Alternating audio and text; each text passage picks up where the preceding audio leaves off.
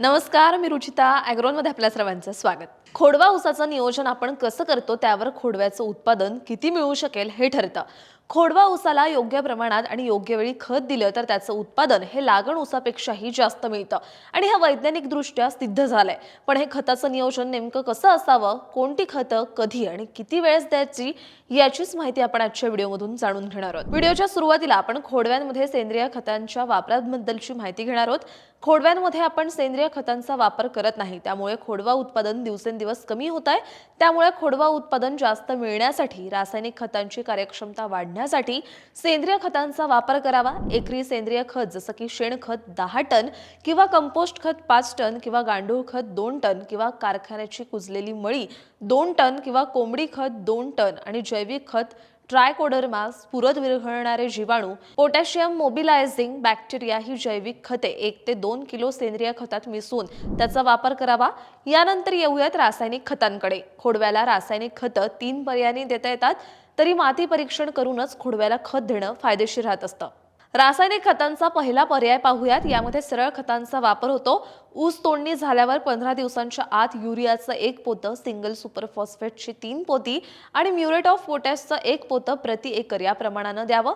यानंतर ऊस तोडणी झाल्यानंतर 1.5 महिन्यांनी युरियाचं 1 पोतं द्यायचं आणि शेवटची पाळी मोठी बांधणी करताना युरियाचे 2 पोते, सिंगल सुपर फॉस्फेटचे 3 पोते आणि म्युरेट ऑफ पोटॅशचं 1 पोतं द्यावं. दुसऱ्या पर्यायात सरळ खत आणि मिश्र खतांचा वापर होतो, म्हणजेच 10-26-26 युरियाचा वापर होतो. 10-26-26 हे खत ऊसाची तोडणी झाल्यानंतर 15 दिवसांच्या आत एकरी 2 पोतं द्यावं, सोबत युरियाचं 1 पोतं द्यावं. ऊस तोडणी झाल्यानंतर 1.5 महिन्यांनी 1.2 पोतं युरिया द्यायचंय. तर पेरणी मोठी बांधणी करताना 10-26-26 हे खत 2 पोते आणि युरिया 1.5 पोते द्यावं. तिसऱ्या पर्यायात 19-19-19 आणि युरिया खताचा वापर केला जातो. ऊस तोडणीनंतर 15 दिवसात 2 पोते 19-19-19 खत द्यावं. तर तोडणीनंतर 1.5 महिन्यांनी 2 पोते युरिया प्रति एकर या प्रमाणात द्यावं. सोबत मोठी बांधणी करताना 2 पोती 19-19-19 आणि 1 पोतं युरिया द्यावं. यासोबत सूक्ष्म अन्नद्रव्ययुक्त खतांचीही मात्रा पाहूयात. खोडवा ऊसासाठी एकरी ferrous sulphate 10 kilo, zinc sulphate 8 kilo, magnet sulphate 10 kilo, borax 2 kilo, sodium molybdate 1 kilo, copper sulphate 5 kilo सूक्ष्म अन्नद्रव्यांची मात्रा द्यावी. आता पाहूयात इतर अन्नद्रव्यांबद्दल. पहिलं आहे गंधक आणि सिलिकॉन. रासायनिक खतांचा पहिला हप्ता देताना 24 किलो प्रति एकर मूलद्रव्य गंधक तसंच सिलिकॉनसाठी 160 किलो बगॅसची राख आणि 1 लिटर सिलिकॉन उपलब्ध करून देणारे जीवाणू वापरावेत. याशिवाय खोडव्यासाठी सॉइल हेल्थ आणि ह्युमिक ऍसिडही फार फायदेशीर असतं.